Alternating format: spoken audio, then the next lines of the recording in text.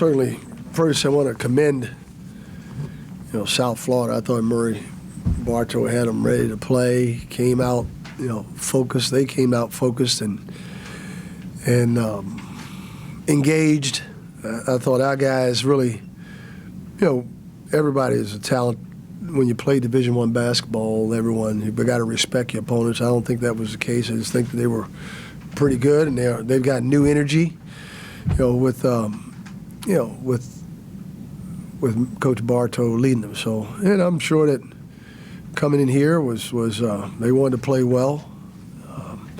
We just got to play better offensively. I think we really struggled, obviously, shooting the ball. Their zone gave us all kinds of problems. I think we're, especially when I look down at, for KJ struggle, but I can't say enough about Markel. He's a guy that was just, stepped up, huge buckets, steal there at the end. I mean, he was folks. Both he and Jamario really played great today, and we needed both of them to play well because teams are really going to focus on Diedrich and take him out of the game. They're going to, and when Jeremiah is struggling like this to shoot the ball, it can be a long day for us. Any question? Coach, I know it's always good to get a win, but are you disappointed in how your team played and all the empty trips you had during the game? Oh, yeah. I mean, look, I'll have to watch film and see what, exactly. I thought they've confused us a lot with their changing. They played 2-3, 1-3-1, and they kept changing up some of the coverage. And I thought but we had good looks. We had point-blank shots. We had it at 16, and then we gave up. Probably fatigue once again hit us. They pushed it up there and found guys open in transition, and they knocked down 2 threes, and they hit. I think they had like 8 straight points there. So, yeah, you're disappointed that you don't play better. You're never happy about any unless you just play a perfect game, and I don't think I've ever coached a team that played a perfect game. But we did some good things. We did what we had to do to get the win, even though we shot poorly, and but we defended. I thought extremely well, and that's what got the win for us. And we rebounded better. Tubby, you mentioned Markel's performance. What stood out to you most of all? Was it the shooting? Was it the defensive stop at the end? What impressed you the most about what he did today?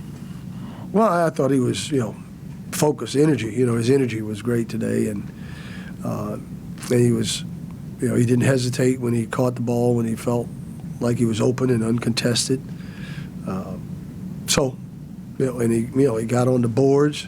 He did all the things we try to teach the players to do on a regular basis. So, and that's, obviously 30 points is a pretty good day for anybody. And as I said before, we needed every one of his buckets. So, I was probably as impressed with his shooting as I was with anything. Coach, against Tulsa, you got out-rebounded by double digits, but tonight you have five guys actually with 5 or more rebounds. What emphasis did you make after the Tulsa loss to really bang the boards? Well, we did a lot of defense. A lot of box-out drills, and still tonight we had a lot of situations where we could have retrieved the basketball or could have gotten an offensive rebound, and that we're just still learning. We were running into again. I think a lot of it has to do with the minutes guys are playing, and we made the 2 substitutions in the first half, and then I think we got some rest for the guys, but it's still not the rest that you have to have at the front on the front line, for Diedrich and KJ and Jamario. We try to rotate them in, but that's tough. Coach, you mentioned the confusion and the different looks that they were giving you. How much did that have to do with, I think I counted 3 shot clock violations that happened, or was it something else going on? That was it. I think they did a good job of containing, Jeremiah, and then he, we've got to get him to learn to go both ways and use both hands. That's one of his issues. He's got to learn to use his left hand.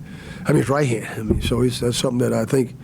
So when they get him bottled up on one side, they know he's going left. So that's a real thing that he needs to get better at. So, but we popped out. I think we had a couple of them where we had a pick and roll set up top, and the zone is tough to do because and then if the guy's not making the shot that you pass it to, it even makes it even tougher. You know what I mean? It's the confidence factor of, well, don't throw it to me. Please don't throw it to me. I'm struggling, and that can be an ugly situation, and I think that's what happened to some degree. I mean, even though I'm looking down here, KJ got up 11 shots and Dedrick got up 13. Markel got up 17, 11. It's not like guys are not getting shots, but we just need to be a little more physical in our inside, and that's what we need to do. Coach, would you like to share your rationale for no substitution in the Pardon me? second? Would you like to share your rationale for no substitution for the second half? I just thought that we were at a point there.